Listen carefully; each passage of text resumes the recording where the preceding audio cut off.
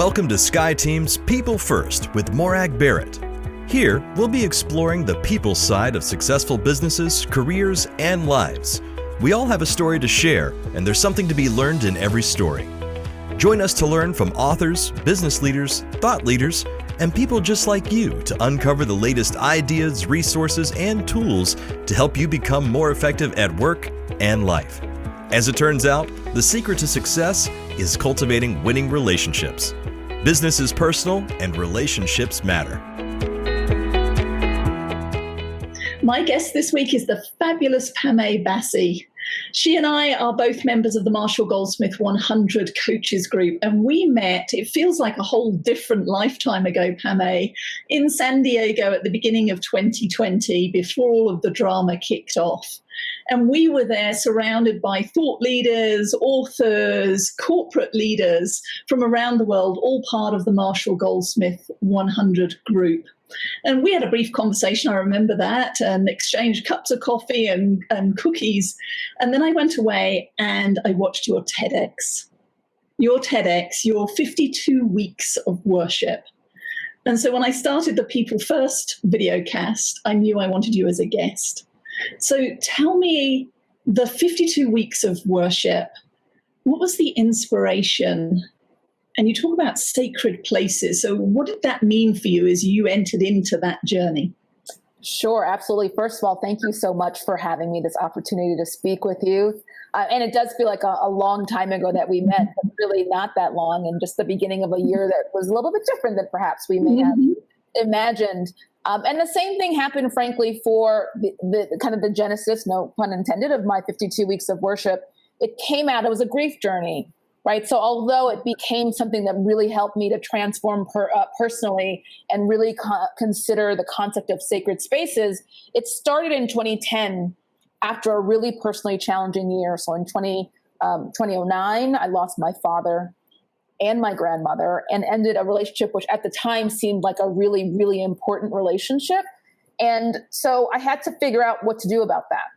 And what I decided to do is I made a commitment that I would spend a year traveling, visiting a different place of worship every week in that year. So churches and mosques and synagogues and temples, a few living rooms, a lot of sacred spaces all over the world, from the south side of Chicago to South Africa, from Brazil to Brooklyn, and really just putting myself in spaces where I was just looking to see how people were getting through life, walking through their pain, celebrating their joys, figuring out how to raise their children and raise themselves in an effort to heal and find some joy and find some hope. And so that's how it all got started. And it's been now 10 years that I've been working on this passion project, as I call it.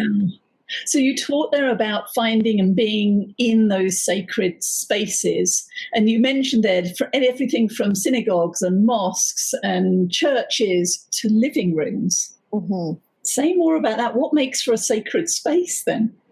So that is actually, and I think about the one worship experience that I had in a living room. And first of all, it was very different because you walk in a church, if you're uncomfortable, you walk out. You walk into someone's living room, it's a little bit more difficult to interact yourself. Like, hi, I'm climbing out of your window. And so I went to a place, it was a worship community that I was very unfamiliar with, very much outside of my comfort zone. And I took a friend because it really was that far out of my comfort zone. And at the beginning, we were making kind of small talk and I was trying to make myself feel comfortable. And then I watched the worship leader say, we're going to begin. And he used elements. He used candles and incense and some words, obviously some rituals. There were elements of the service that transformed that living room into a sacred space. And at that moment, I realized any space can be a sacred space if you transform it. And of course, now that we're all, sheltering in place all over the world and people are, going to online worship services, et cetera, and wondering like, well, I'm not going to the church. Is that okay?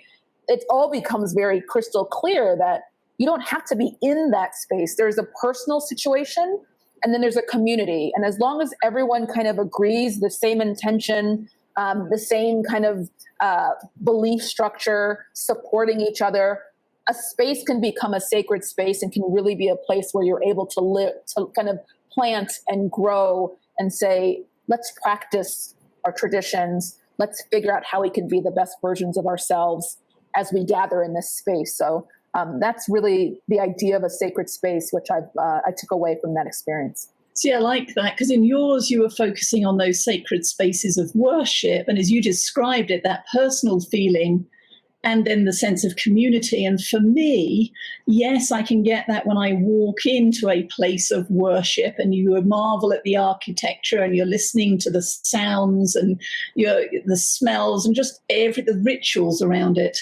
But I can also have that same sort of sacred space reaction when I'm walking into a library that is, whether it's a modern one, but especially if it's one that has decades or 100 years of history behind it, and I'm looking at old books and thinking about the people who've touched it and how the words within those covers have inspired or engaged others. For me, that would be a sacred space, I suppose. So you were thinking, obviously, of the places of worship, and you mentioned there about getting invited to somebody's living room. So how did you make that happen? How did you decide where, of all the places you could go, not just the living room, how did you pick the places? Yeah. In some ways, I'd say they picked me. Okay. I started out being very conservative. The first week I went to my home church, a 7 a.m. service. The second week I went to the 6 p.m. service. And then I went to my sister's church. And I kind of, every week kind of went a little bit more out of my comfort zone until I found myself in a service that was not of my own religious tradition. And so I said, okay, this is going to be a multi-faith experience. And then I started doing research. Google was my best friend, just looking around to learn more about worship traditions I'd never even heard of. Harvard has a pluralism project. And so they had a list of all of these traditions that I would Google and find out, is there one nearby? I travel, especially because that was a healing year. And I have family all over the world. My parents are from West Africa. I have family in the UK. So I just allowed myself, this is like, it feels very different than the life we're living now, like get on a plane, wherever I go. I need to go find a worship space here in Nigeria. I need to go while I'm in the UK and find a worship space. And so it was very organic. It was not academic at all. I wasn't trying to like write a dissertation on all of the different, intersections. I just would wake up and I'd say, where am I going today? And if I couldn't make it happen on a Sunday, I'd go on a Wednesday. Is there a meditation happening somewhere around here? And so, yeah, it was very organic. And every time I went to a new space, I learned something about myself, about people who I may not have known anything about before. It was really amazing, actually, really. Yeah. You mentioned that the first year, you went on to more than 60 different places, but you also then mentioned that it's ongoing. So what's been most surprising for you as you reflect on that journey and the different places that you've had an opportunity to visit with? I've just been amazed how I learn something new every time I walk into a space. That's number one.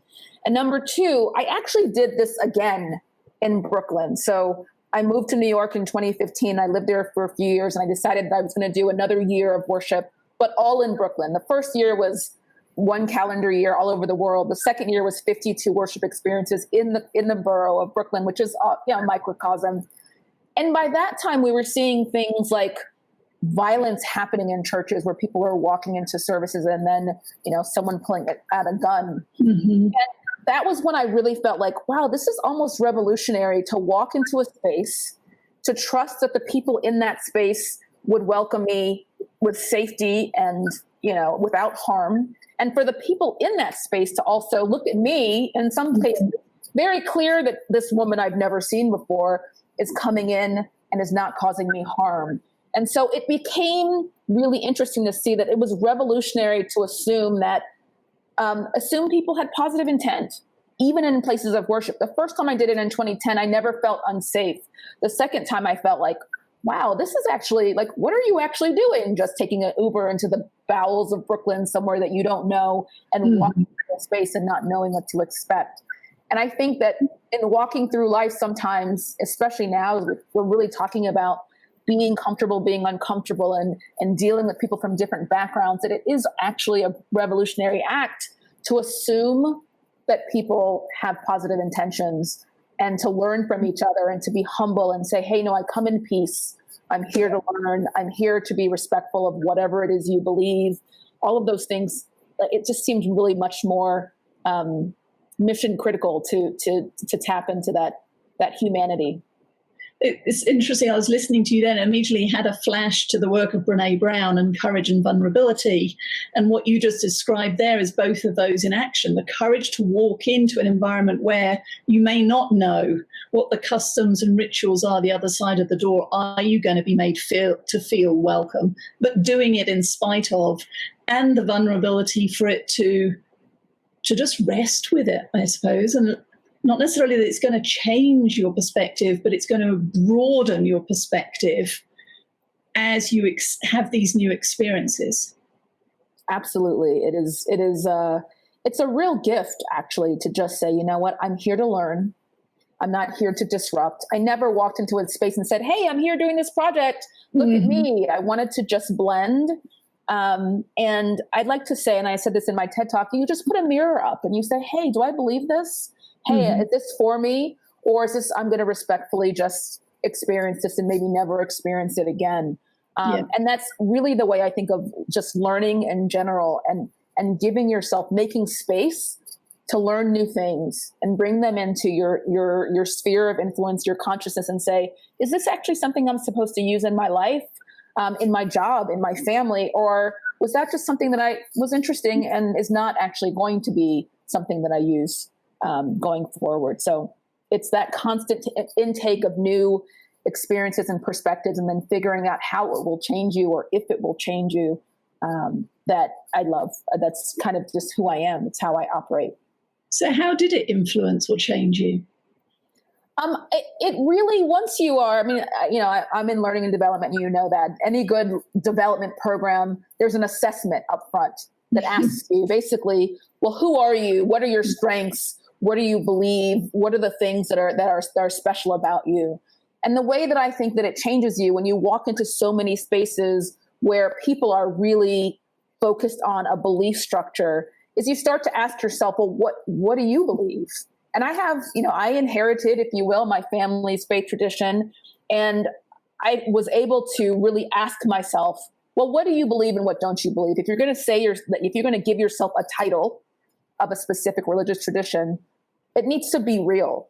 And so anytime you walk into spaces where you're being asked, do you believe this? You don't believe this? Is this who you are? This is not. Then you become stronger in what you believe.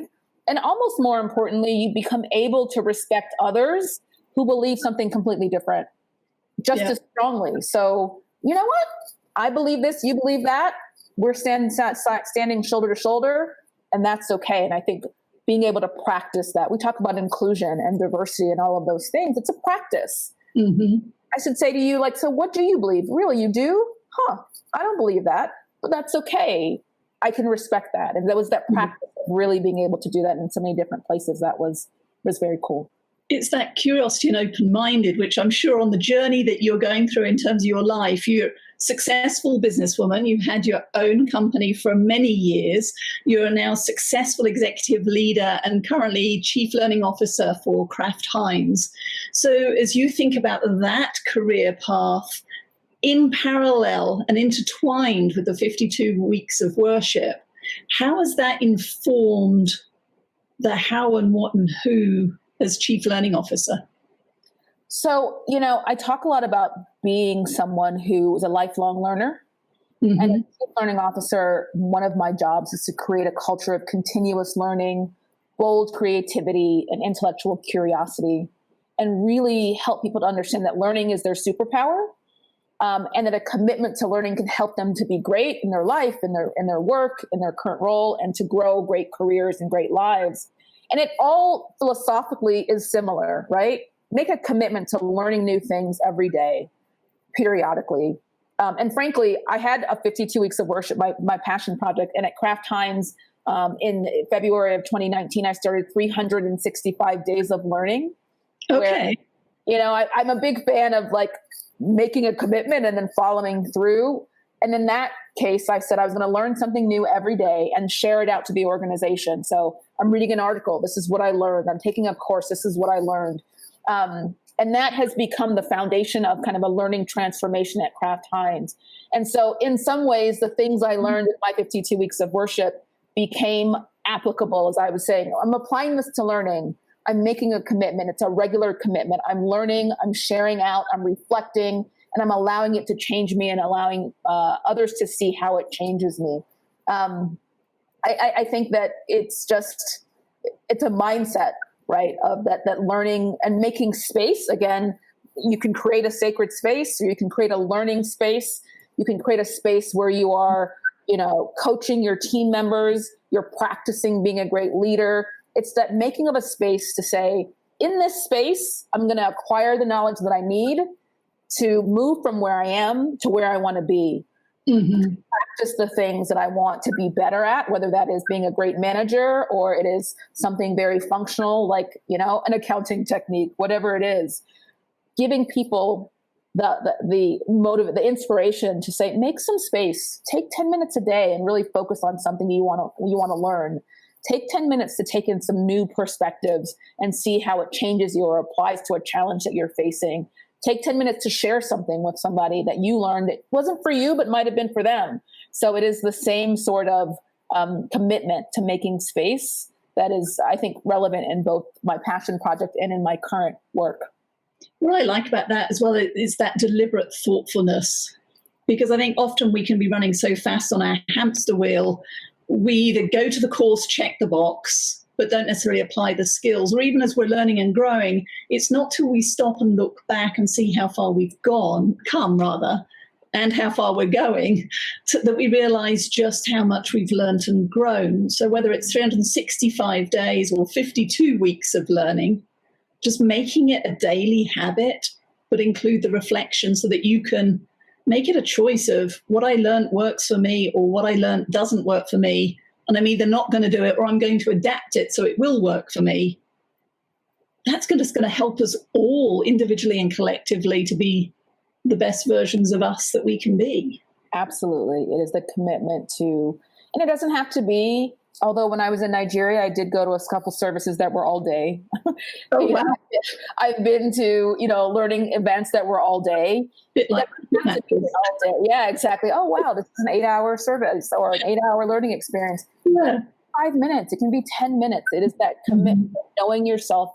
Like, I see myself as a lifelong learner. In the crisis situation or a situation where you are, healing from something difficult, just seeing yourself as someone who learns your way through it.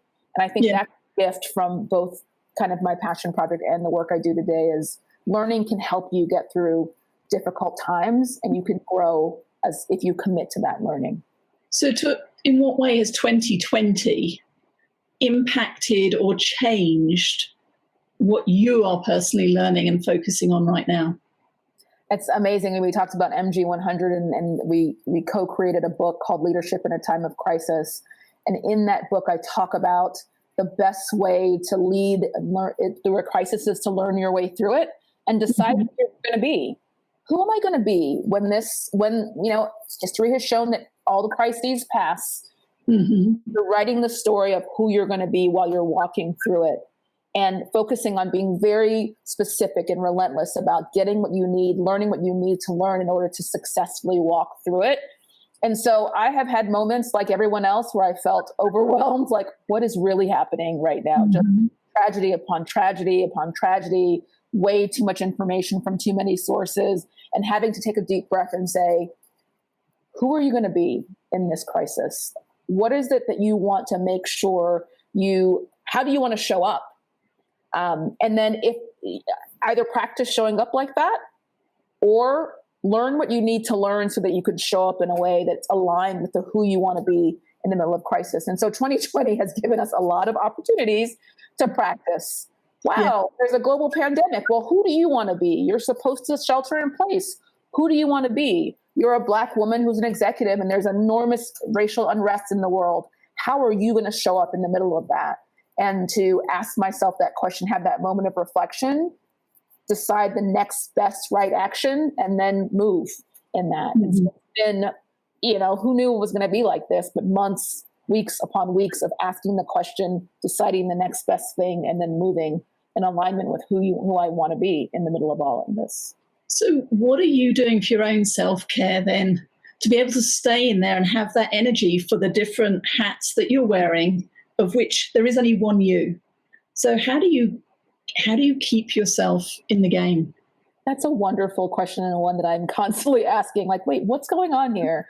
I think it's a couple things. One, it is, I talk about, managing my inputs. Like, no, you can't watch the news 24 hours a day. No, you can't scroll through social media all night. Like, that's not actually good for your spirit. Mm-hmm. So making sure I'm managing my inputs.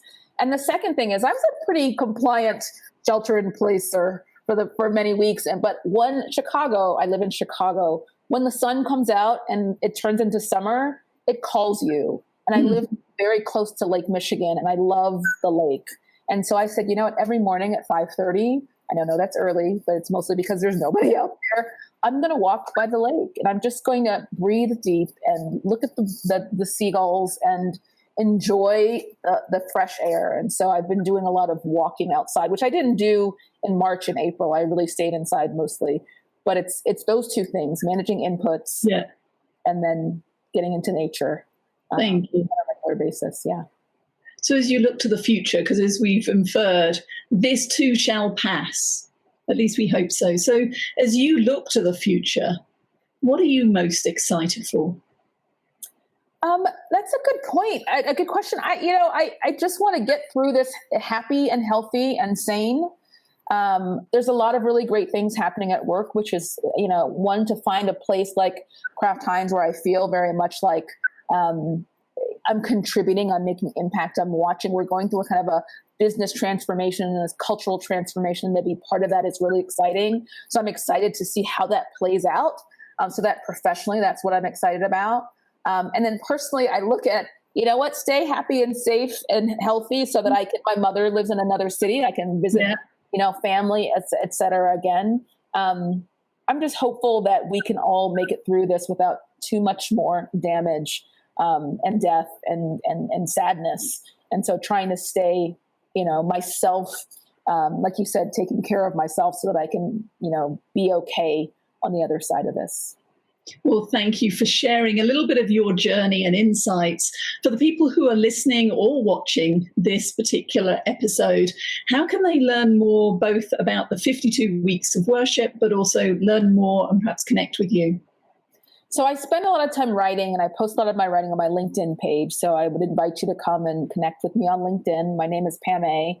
I may be the only Pamay on LinkedIn, so you can find me there. And my site for my passion project, my52wow.com. You can see my writings there and my TED Talk, etc. So those two places. All right, thank you. And I'll make sure that all of that information is in the comments area below this video. So Pamay, once again, thank you. I look forward to cocktails in person at some point when we're all allowed out to play again. But in the meantime, stay well, and I'll see you on an upcoming Marshall Goldsmith call. Fantastic. Thank you so much for having me. Thank you so much for joining Morag today. If you enjoyed the show, please like and subscribe so you don't miss a thing. If you learned something worth sharing, share it. Cultivate your relationships today when you don't need anything before you need something. Be sure to follow SkyeTeam and Morag on LinkedIn, Facebook, Twitter, and Instagram. And if you have any ideas about topics we should tackle, interviews we should do, or if you yourself would like to be on the show, drop us a line at info@skyeteam.com. That's SKYE team.com. Thanks again for joining us today, and remember, business is personal and relationships matter. We are your allies.